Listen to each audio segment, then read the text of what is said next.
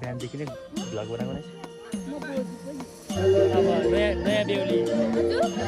दाजुभन्दा पहिला मैले भ्यू गरेको हेरेर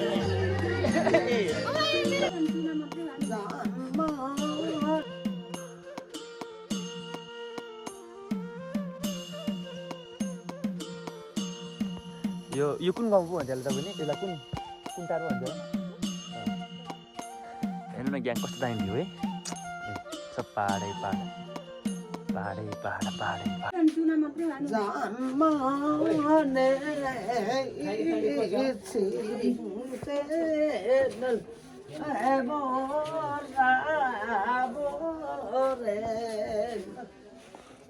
ल ग्याङ अब हामी गयौँ है धेरै नै रात परिसकेको छ है सबै अब आज बिजी भएको कारणले मैले तपाईँहरूलाई दिनमा हजुर तालामाथि तालामाथि होइन ए त्यो ठुलो घरमा ल अब चाहिँ हामी सुत्न जाँदैछौँ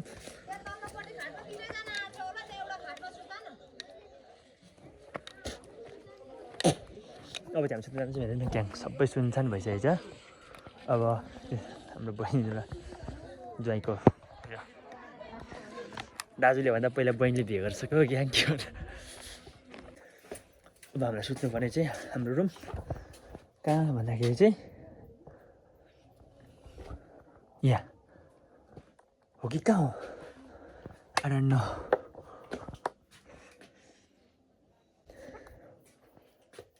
हेर्नु न ग्याङ यो चाहिँ हाम्रो पहाडको प्योर कोदो है यो यसको जाडो बनाइसकेपछि चाहिँ अनि कोदोको जाडो बनाएर यो लगभग 6 महिना 7 महिनापछि खाने हुन्छन् त्यसपछि यो खाइसकेपछि चाहिँ तराईको मान्छेहरू चाहिँ मतलब अब यो खाने बानी नहुने मान्छेहरू चाहिँ एकदम गाह्रै हुन्छ क्या अब यतातिरको मान्छेहरू त बानी हुन्छ नि त यो कोदोको जाडो अब यो लोकल कोदो हो यो घरमै बनाएको अर्ग्यानिक कोदो हो अनि यो चाहिँ ओभर दामी हुन्छ कि कसम यसको तुम्बा खानु भयो भने नि ग्याङ कसम भनेको ओभर दामी हुन्छ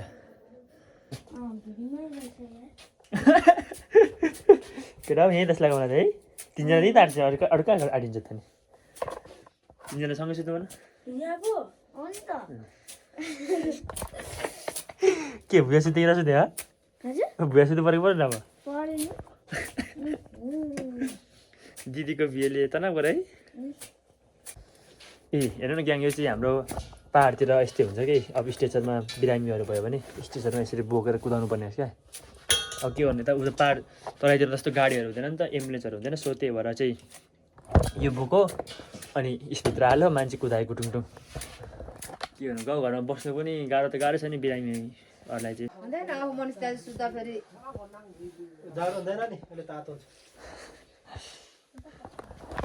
ल फाइनली अब हामीले सुत्ने ठाउँ पाइसक्यौँ है ग्याङ अहिलेको ठाउँ चाहिँ गलत इन्फर्मेसन पऱ्यो यो चाहिँ हो सही इन्फर्मेसन है मामाइद्वारा भन्नुभएको छ हामीलाई यहाँ सुत्नुपर्ने अरे 3जना के गर्नु हो यस्तो बिजोग हुन्छ क्या अब बिहेतिर चाहिँ होइन जन्तीहरू आउँछन् पाहुनाहरू टन्नै हुन्छ नि त त्यही भएर अब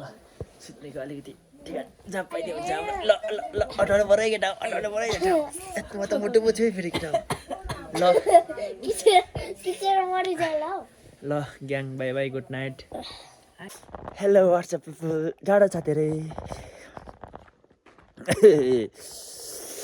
you can see guides view जाडो छ है ग्याङ धेरै जाडो छ यता पनि छन् मान्छेहरू अहिले त भिडभाड हुँदैछ अब यता हाम्रो मामाले चारो दिनुहुँदो रहेछ भैँसीहरूलाई यता डेढा पाहुना बस्ने डेढा हो त्यो चाहिँ यसै हाम्रो मामाको भैँसी एउटा भैँसी एउटा त खोइ के हो पाडी दियो सानो पाडा रहेछ त्यो चाहिँ अनि हाम्रो मामा अनि तल सुँगुर एउटा चाहिँ काट्यो होला बहिनीको लागि डेढामा त कोही सुत्दैन रहेछ जाडोले त यहाँ बस्ने मात्रै हो क्या ग्याङ सुत्दाखेरि जाडो हुन्छ घरको कसरी बोकेर जाँदैछ कता कहीँ नै गयो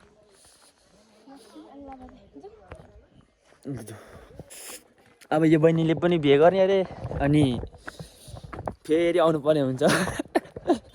मैले त सँगै बिहे गर भनेको मान्दैन एउटै खर्चमा टलिन्छ भनेको बुवालाई पनि सजिलो उसलाई पनि सजिलो होइन ग्याङ के छ यस्तो हुन्छ है पाहाडको बाटो चाहिँ उकालो मुख पनि दुख्छ ग्याङ मैले उपर टाढो छ नि तनिखेर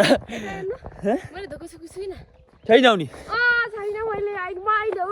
कहिले उठ्यौ त नि उठ्यौ तिमी गफ नदेऊ त्यो उयोहरू आइपुग्यो करुणा बहिनीहरू ग्याङ यार यतिको चाहिँ बाटो बनाएछ है यहाँ चाहिँ अल्टो र बाइक आउनुसम्म चाहिँ बाटो बनाएको छ यति भइसकेपछि चाहिँ सजिलै हुन्छ मान्छेहरूलाई सामानहरू